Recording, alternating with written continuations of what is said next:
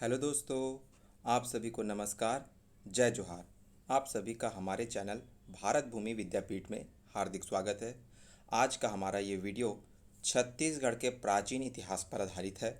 प्राचीन इतिहास की इस श्रृंखला में हम छत्तीसगढ़ में राष्ट्रीय राजवंश जैसे मौर्य काल, सातवाहन, कुषाण काल, गुप्त काल और वाकाटक के संदर्भ में छत्तीसगढ़ के ऐतिहासिक स्थलों को खंगालेंगे। हम देखेंगे कि छत्तीसगढ़ के किन किन स्थलों का संबंध इन कालों से जुड़ता है। तो चलिए बिना देरी के आज का ये सेशन हम स्टार्ट करते हैं। अगर आज का ये सेशन, ये वीडियो आपको पसंद आए तो प्लीज़ लाइक, सब्सक्राइब और शेयर करना ना भूलें, ताकि आगे और भी वीडियोस बनाने के लिए हमको एक मोटिवेशन, प्रेरणा मिलती रहे। तो देखिए, मौर्य काल के बारे में अगर हम चर्चा करें तो मौर्य काल सम्राट अशोक ने 261 में कलिंग विजय किया। ये बात आपको पता होगी कि सम्राट 61 ने 261 में कलिंग विजय किया। उसके बाद से ही छत्तीसगढ़ में मौर्यकालीन जो है साक्ष्य अपने को देखने को मिलता है। उससे पहले आपको नहीं देखने को मिलता। क्या है कि इससे पहले मगध साम्राज्य के अंतर्गत छत्तीसगढ़ नहीं आता था, क्योंकि हर्यक वंश, शिशुनाग वंश, नंद वंश के बारे में कोई उल्लेख नहीं मिलता छत्तीसगढ़ से। किंतु 261 में कलिंग विजय के पश्चात छत्तीसगढ़ मौर्य साम्राज्य के अंतर्गत आ जाता है। लेकिन याद रखिएगा, इस बात का जिक्र कलिंग शिलालेख में बिल्कुल भी नहीं है। ये सीजीपीएससी के एग्जाम में एक बार सवाल पूछा जा चुका है।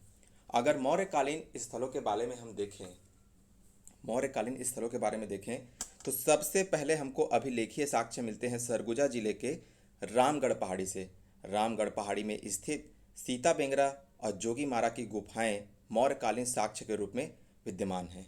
सीता बेंगरा की गुफा, जिसे विश्व की प्राचीनतम नाट्यशाला, सबसे प्राचीन रंगमंच होने का गौरव प्राप्त है, वहीं जोगी मारा की गुफा अपनी अलग विशिष्ट पहचान है, जो प्रेम गाथा का वर्णन करती है, नर्तक देवदत्त और सुतनुका की, जो पाली भाषा और ब्राह्मी लिपि पर चित्र उकेरे गए हैं इनकी प्रेम गाथा का।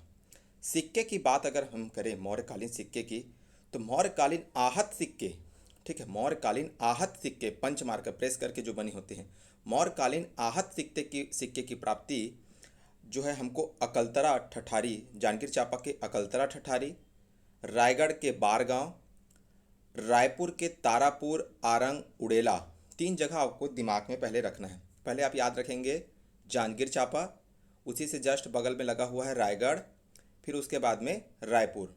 तो देखिए, जांजगीर चांपा में अकलतरा ठठारी, रायगढ़ में बारगांव और रायपुर में तारापुर, आरंग, उड़ेला।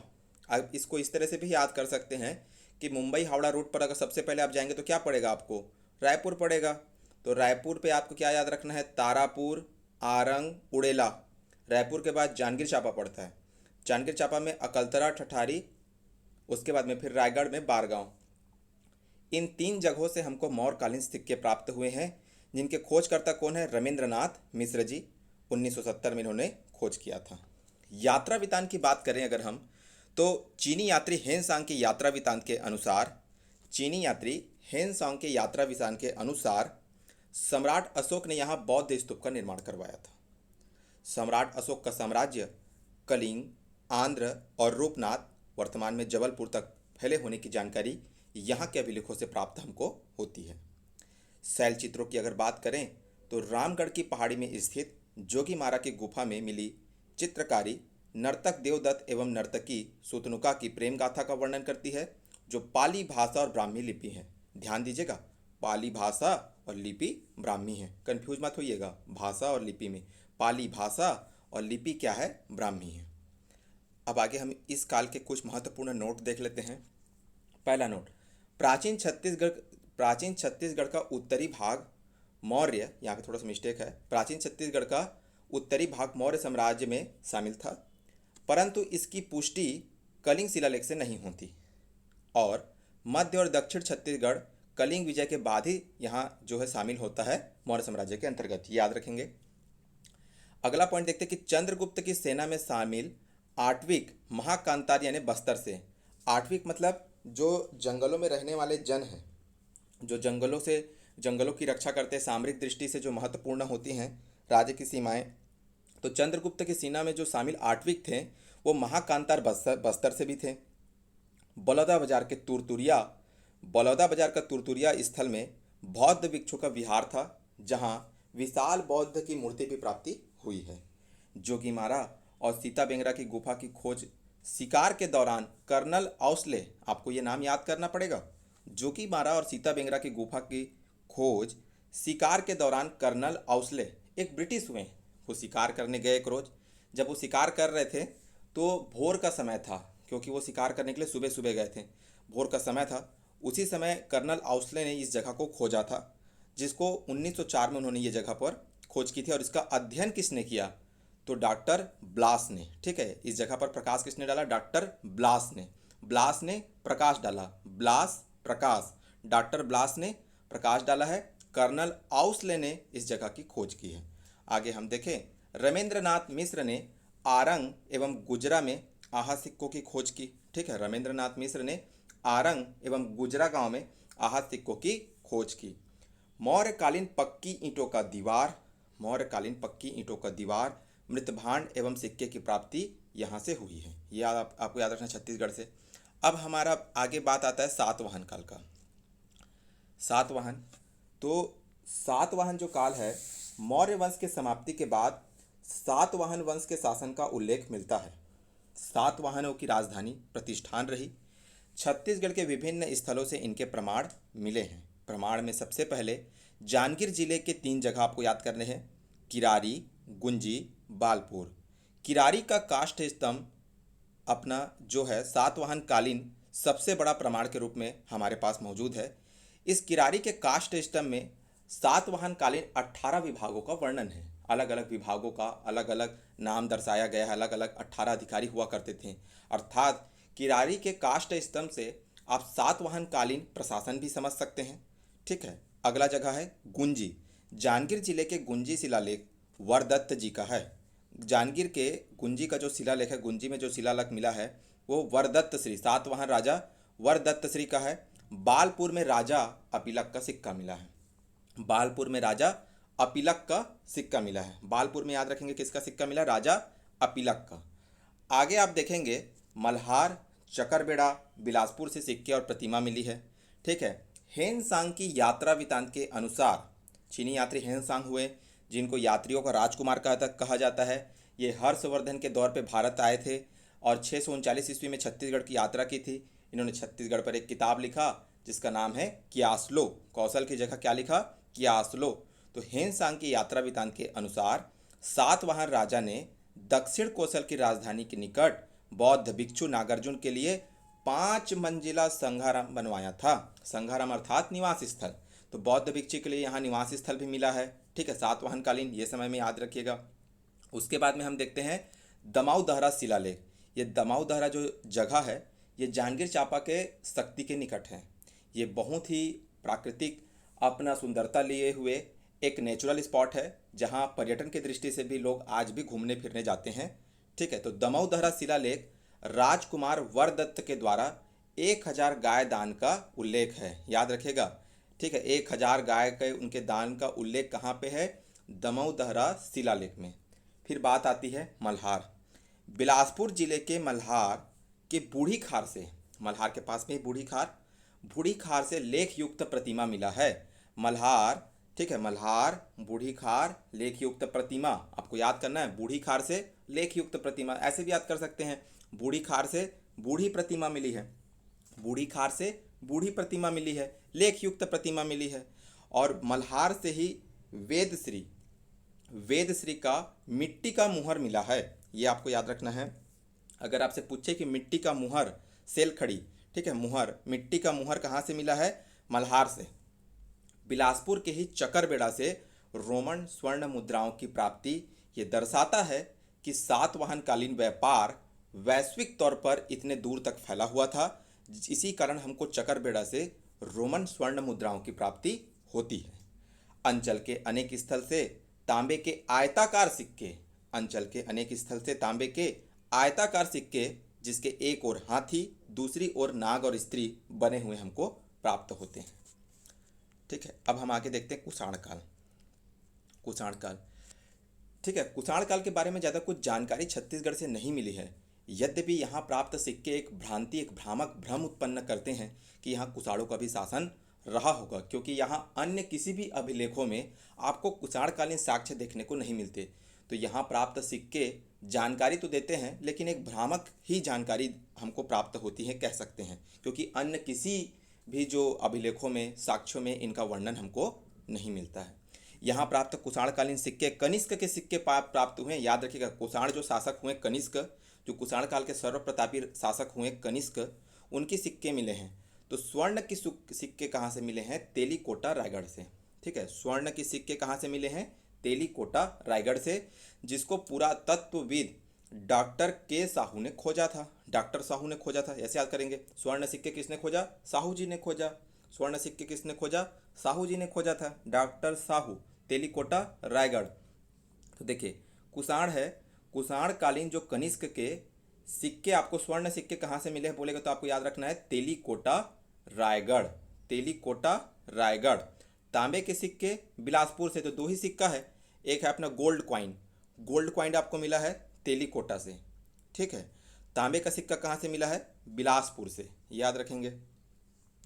उसके बाद आगे देखिए, वही लिखा है कि यहाँ प्राप्त सिक्के की प्राप्ति भ्रम उत्पन्न करती है, क्योंकि यहाँ कुषाण राज्य के विषय में किसी भी स्रोत से कोई जानकारी नहीं मिलती। उसके बाद जब कुषाणों के बाद और गुप्त से पहले, क्योंकि कुषाण के बाद छत्तीसगढ़ में गुप्त काल की जानकारी हमको मिलती है, लेकिन कुषाण के काल के बाद दूसरी शताब्दी के समय लगभग कुछ समय के लिए यहाँ मेघवंश का भी शासन रहा है। ये शासन अन्यंत्र किसी किसी जगहों में रहा है, जो छुटपुट हमको साक्ष्य मिलते हैं, लेकिन कुछ ज़्यादा समय तक के लिए शासन आपको देखने को नहीं मिलता है। तो कुषाणों के बाद मेघों ने यहाँ पे कुछ समय के लिए शासन किया। फिर आता है आपका गुप्त काल। गुप्त काल के बारे में छत्तीसगढ़ से विभिन्न प्रकार के साक्ष्य हमको मिलते हैं। प्रोफेसर बालचंद्र जैन के अनुसार, कौन है? प्रोफेसर बालचंद्र जैन के अनुसार मगध के गुप्त वंश का प्रभाव छत्तीसगढ़ में समुद्रगुप्त के दक्षिण विजय अभियान के समय पड़ा। कि जो उत्तर भारत में जो मगध साम्राज्य था, उस मगध साम्राज्य में जो अपना गुप्त वंश है, गुप्त वंश का प्रभाव आपको छत्तीसगढ़ में तब देखने को मिलता है जब सम्राट समुद्रगुप्त दक्षिण विजय अभियान के लिए निकलते हैं। इस समय मध्य छत्तीसगढ़ को दक्षिणापथ और कौशल, ठीक है, मध्य छत्तीसगढ़ को दक्षिणापथ या कौशल कहा जाता था, तथा दंडकारण्य को महाकांतार कहा जाता था, याद रखेंगे। अब प्रमाण में देखेंगे तो गुप्तकालीन हमको प्रमाण में हरिसेन कृत प्रयाग प्रशस्ति अभिलेख मिलता है। हरिसेन का प्रयाग प्रशस्ति अभिलेख मिलता है, जिससे जुड़ी हुई जानकारी हम अभी आपको बताएंगे कि हरिसेन के द्वारा जो रचित है। हरिसेन कौन है? तो ये सम्राट समुद्रगुप्त जो हैं उनके कवि हैं, उनके दरबारी कवि हैं। दरबारी कवियों का काम होता था राजा की उपलब्धि, राजा की प्रशंसा, राजा की बड़ाई, राजा के द्वारा किए गए कार्य का अपने कवियों में, अपने कृत्यों में, अपने शिलालेखों में वर्णन करना। तो इसी तरह जो इनके दरबारी कवि हुए हरिसेन, उन्होंने प्रयाग प्रशस्ति अभिलेख में वर्णन है कि सम्राट समुद्रगुप्त ने जब दक्षिणापथ का अभियान किया तो यहाँ दक्षिण कौशल के शासक हुए अपना महेंद्र सेन, ठीक है, जो वाकाटक नरेश थे। ठीक है, फिर से बोलते हैं कि जो सम्राट समुद्रगुप्त हैं, उन्होंने अपने दक्षिणापथ के अभियान के तहत जब छत्तीसगढ़ पर आक्रमण किया तो इस समय दक्षिण कौशल के जो शासक थे वो महेंद्र सेन थे और महाकांतार के शासन नलवंशी व्याघ्रराज। ठीक है, नलवंशी व्याघ्रराज नीचे, ठीक है, बस्तर वाले एरिया में नलवंशी शासक कौन है? व्याघ्रराज। मध्य में दक्षिण कौशल में कौन है? तो अपना महेंद्र सेन है। तो सर्वप्रथम महेंद्र सेन को पराजित करते हैं उन्होंने। महेंद्र सेन को पराजित करते उसके बाद जब आगे बढ़ते हैं तो अपना व्याघ्रराज को, नलवंशी शासक व्याघ्रराज को हराते हैं, और व्याघ्रराज को हराने के कारण ही वो व्याघ्रहंता सिक्का भी चलवाते हैं। तो इससे इस बात की पता चलता है कि उन्होंने नलवंशी शासक व्याघ्रराज को भी हराया था, जिनका शासन कहाँ था? महाकांतार में। तो इस बात की जानकारी जो है हरिसेन कृत प्रयाग प्रशस्ति अभिलेख में है। सिक्कों की बात करें, अगर हम गुप्तकालीन सिक्कों की बात करें, बहुत इंपॉर्टेंट है गुप्तकालीन सिक्के, क्योंकि एकदम स्पेशल विशिष्ट टाइप के सिक्के आपको देखने को मिलेंगे। जैसे बानाबरद दुर्ग एवं पिटाई बल्द रायपुर, बानाबरद दुर्ग और पिटाई बल्द रायपुर से कुल 40 सिक्कों की प्राप्ति हुई है। ये 40 सिक्के कुमारगुप्त और स्कंदगुप्त के हैं। किसके हैं? कुमारगुप्त और स्कंदगुप्त के हैं। देखिए, बानाबरद दुर्ग और पिटाई बल्द रायपुर। ये वीडियो आपको कम से कम 1 से 2 बार देखना है, तो निश्चित ही आपको बिना अपना शंका की ये सारी बातें आपको याद हो जाएंगी। और इसके जो जिस चीज़ से मैं ये पढ़ा रहा हूँ, जो ये नोट्स है, अगर आपको ये नोट्स चाहिए तो नीचे अपना टेलीग्राम चैनल का आपको लिंक दिया गया है, उस लिंक पर क्लिक करके आप टेलीग्राम से जा करके ये नोट्स डाउनलोड कर सकते हैं और चाहें तो नोट्स बना सकते हैं, या फिर आप इस वीडियो को 1 से 2 बार देखेंगे तो निश्चित ही आपको याद हो जाएगा। इसके बाद आपके पास जो कोई भी बहुविकल्पीय प्रश्न है, एमसीक्यूज बुक हैं, वहाँ से इन चैप्टर के क्वेश्चंस आपको लगाने हैं, फिर आपका ये चैप्टर बहुत ही अच्छे तरीके से तैयार हो जाएगा। तो सिक्कों की बात करें तो बानाबरत दुर्ग एवं पिटाई वल्द रायपुर से 40 सिक्कों की प्राप्ति, जो किनके हैं, कुमारगुप्त और स्कंदगुप्त के। उसके बाद में रजत जड़ित तांबे का सिक्का, देखिए तांबे का एक सिक्का है, उसमें रजत जड़ा गया है, मतलब सिक्का बीच में तांबे का है और रजत मतलब चांदी, उस पर चांदी जड़ा गया है। ऐसा एक सिक्का कहाँ से मिला है, आरंग से, जो किसका है, कुमारगुप्त का। उसके बाद में रत्न जड़ित, अब इस बार रजत नहीं है, इस बार रत्न जड़ित, उन सिक्कों पर रत्नों को जड़ा गया है, बहुत ही मूल्यवान सिक्के होंगे ये। रत्न जड़ित धनुर्धारी सिक्का, ठीक है, धनुर्धारी सिक्का, रत्न जड़ित धनुर्धारी सिक्का जांगीर चांपा के खरसिया से मिलता है। और ये सिक्का किसका है, चंद्रगुप्त द्वितीय विक्रमादित्य। ये सिक्का बहुत इंपॉर्टेंट है, आपसे पूछेगा कि धनुर्धारी सिक्का कहाँ से मिला है, तो धनुर्धारी सिक्का मिला खरसिया से। धनुर्धारी सिक्का किसका है, चंद्रगुप्त द्वितीय विक्रमादित्य का। अब देखते हैं युद्ध में। युद्ध में आपको समुद्रगुप्त, जो इनके सबसे पहले जो समुद्रगुप्त हैं वहीं से ही आपको देखने को मिलता है छत्तीसगढ़ में। तो जब समुद्रगुप्त ने दक्षिण कौशल का, अपना दक्षिणापथ का अभियान किया, तो उस समय दक्षिण कौशल के वाकाटक नरेश कौन है, महेंद्र सेन, उनको पराजित किया। महाकांतार के नलवंशी शासक व्याघ्रराज को हराकर व्याघ्रहंता सिक्का चिलवाया, जैसे आपको हमने बताया। और इन दोनों बातों का ही जिक्र इनके दरबारी कवि हरिसेन ने प्रयाग प्रशस्ति अभिलेख में किया है। आगे कुछ महत्वपूर्ण बिंदु पर हम प्रकाश डालते हैं कि दुर्ग के बानाबरस से प्राप्त 20 सिक्के, दुर्ग के बानाबरस से कुल 20 सिक्के प्राप्त हुए हैं, जो कि स्वर्ण के हैं। ये राजाएं जो हैं, जिनके जिनके सिक्के मिले हैं, 3 का, एक है समुद्रगुप्त, कुमारगुप्त, चंद्रगुप्त द्वितीय विक्रमादित्य और रामगुप्त का भी मिलता है। लेकिन आपको याद रखना है समुद्रगुप्त का, कुमारगुप्त का और चंद्रगुप्त द्वितीय विक्रमादित्य का। सबसे अधिक सिक्का जो मिला है वो चंद्रगुप्त द्वितीय विक्रमादित्य का मिला है। इन 20 सिक्कों में सर्वाधिक स्वर्ण के सिक्के चंद्रगुप्त द्वितीय विक्रमादित्य के मिले हैं। समुद्रगुप्त, कुमारगुप्त, चंद्रगुप्त द्वितीय विक्रमादित्य। उसके बाद में देखिए, रायगढ़ के खैरताल से कुमारगुप्त के 215 उभार वाली उत्पीड़ांतक मुद्राएं प्राप्त हुई हैं। उभार वाली जो सिक्के हैं इनको उत्पीड़ांतक मुद्राएं कहा जाता है।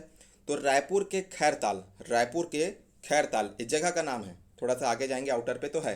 रायपुर के खैरताल से कुमारगुप्त की 215 उभार वाली उत्पीड़ांतक मुद्राएं मिली हैं, जिसमें महेंद्रादित्य उत्कीर्ण हैं। ठीक है, कुमारगुप्त का ही नाम था महेंद्रादित्य, ये याद रखेंगे। तो अपना रायपुर के खैरताल से किसका सिक्का प्राप्ति हुई है, कुमारगुप्त का। अब गुप्तकालीन स्थलों की अगर बात करें तो ताला गांव का मंदिर, जो देवरानी जेठानी के मंदिर के नाम से जाना जाता है, मनियारी नदी के तट पर है। ताला गांव का मंदिर, देवरानी जेठानी का मंदिर, यहीं से रुद्रशिव की प्रतिमा भी प्राप्ति हुई है ताला गांव से। तो ताला गांव का देवरानी जेठानी का मंदिर, रायगढ़ के पुजारी पाली, ठीक है, रायगढ़ के बरम केला जो जगह है, बरम केला में पुजारी पाली, रायगढ़ के पुजारी पाली का केवटीन का मंदिर, ठीक है, ये नागर शैली लाल ईंटों से बने हैं, जो गुप्तकालीन विशेषता लिए हुए हैं। इससे हमको पता चलता है कि ये जो संबंध है, ये जो स्थापत्य है, ये गुप्तकालीन है, क्योंकि नागर शैली में बनना और लाल ईंटों का प्रयोग और विष्णु वैष्णव धर्म, ये तीनों चीज जाकर चंद्रगुप्त द्वितीय विक्रमादित्य से ही जुड़ते हैं। इससे हमको ये पता चलता है कि ये स्थापत्य गुप्तकालीन है। फिर से देखते हैं ये कहाँ कहाँ है। बिलासपुर जिले के ताला गांव, बिलासपुर जिले के ताला गांव में मनियारी नदी के तट पर देवरानी जेठानी का मंदिर, अब कुछ हद तक ये क्षतिग्रस्त हो चला है। और रायगढ़ जिले के बरम केला में पुजारी पाली में केवटीन का मंदिर, ठीक है, ये याद रखेंगे।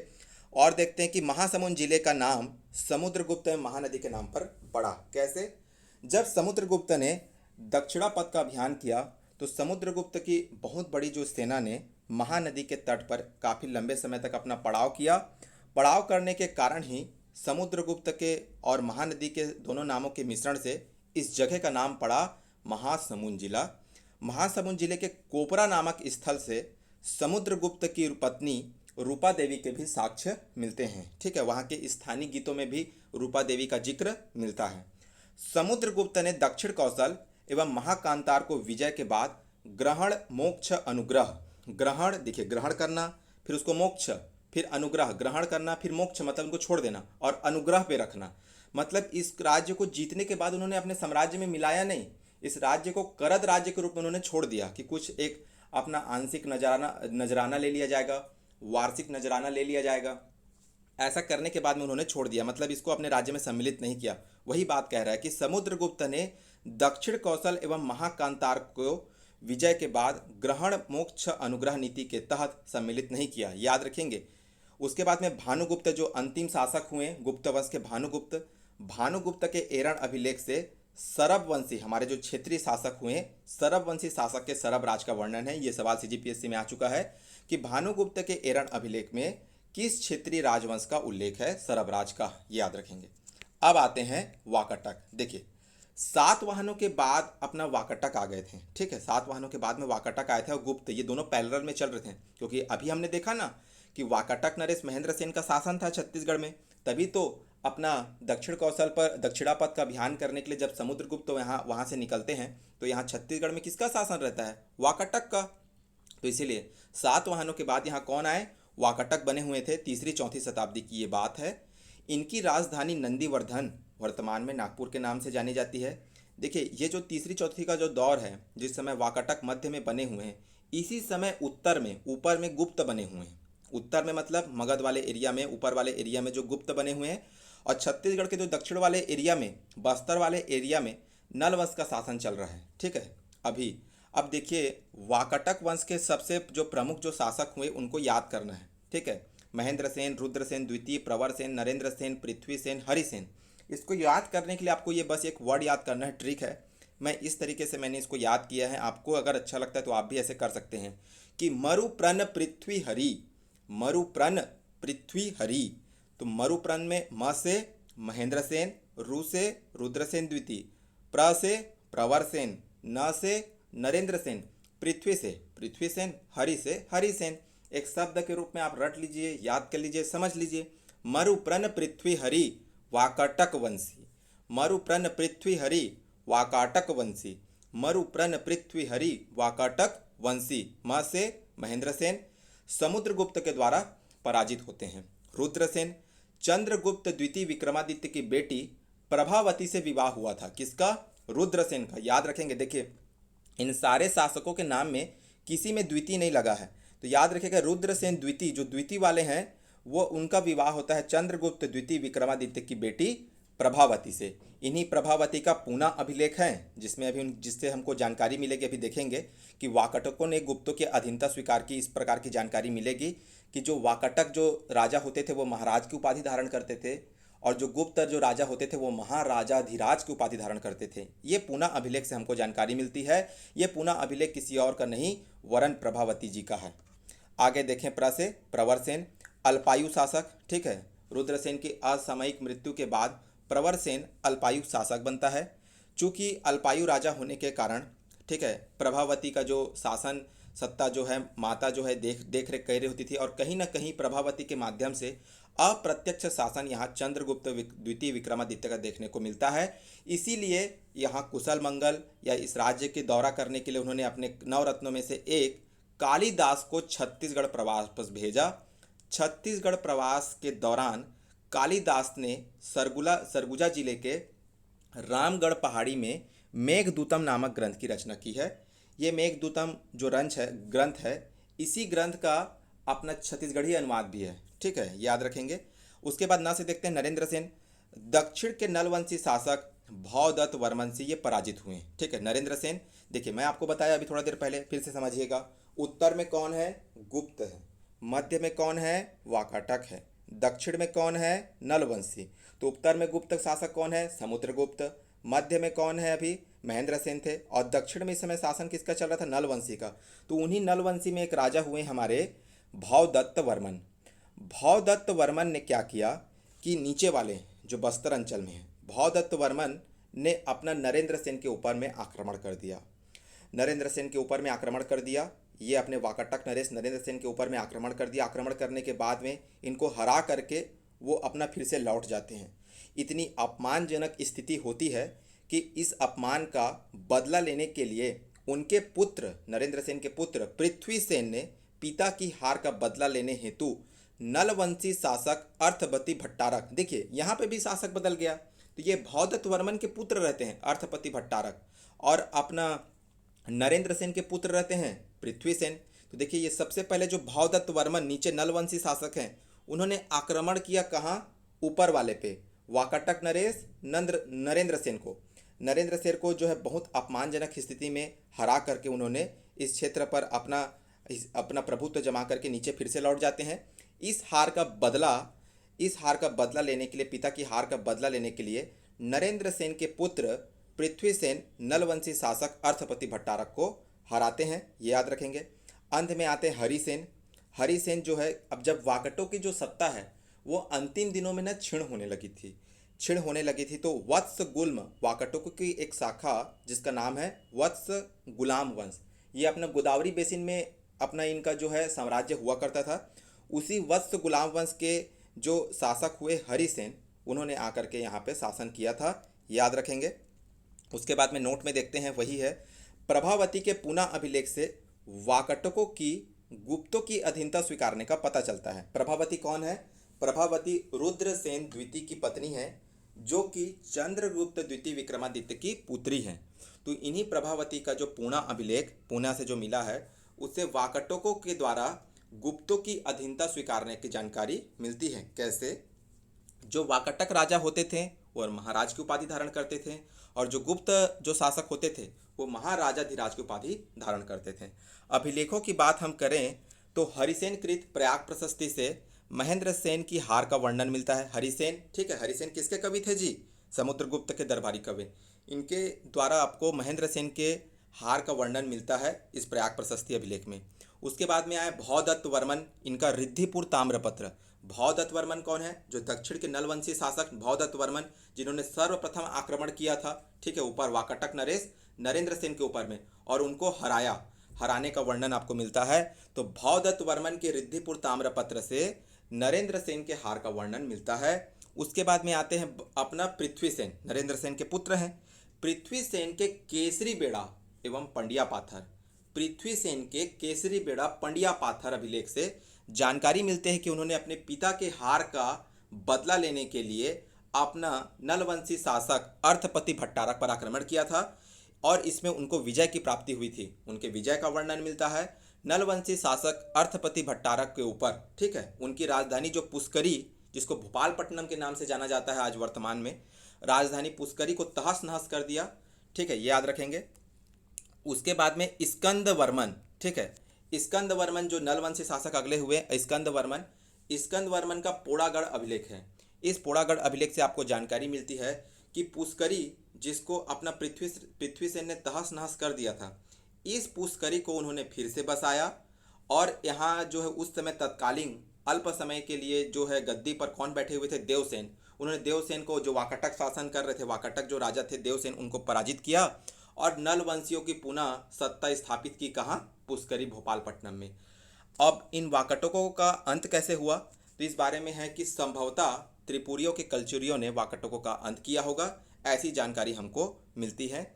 और वाकाटकों के ताम्रपत्र के बारे में अगर हम देखें तो दुर्ग जिले के मोहल्ला नामक स्थान से प्रवर सेन द्वितीय का ताम्रपत्र मिलता है, और अपना ताम्रपत्र राजिम के अड़भाड़ से मिलता है। मतलब बस आपको जगह याद करना है कि ताम्रपत्र राजिम अड़भाड़, ठीक है, राजिम और अड़भाड़, अड़भाड़ अलग जगह है, अलग दूसरे जगह में है, राजिम और अड़भाड़ से। तो ये था आज का हमारा प्राचीन भारत के इतिहास में राष्ट्रीय राजवंश का एक आपके सामने प्रस्तुत किया गया एक सीरीज़। आशा करते हैं कि ये सीरीज़ आपको पसंद आया होगा। अगर पसंद आया तो प्लीज़ लाइक, सब्सक्राइब और शेयर करना ना भूलें, और जिससे हमको और आगे वीडियो बनाने के लिए एक मोटिवेशन मिलता रहे। तो आज के लिए बस इतना ही। जय हिंद, जय भारत, जय छत्तीसगढ़। धन्यवाद।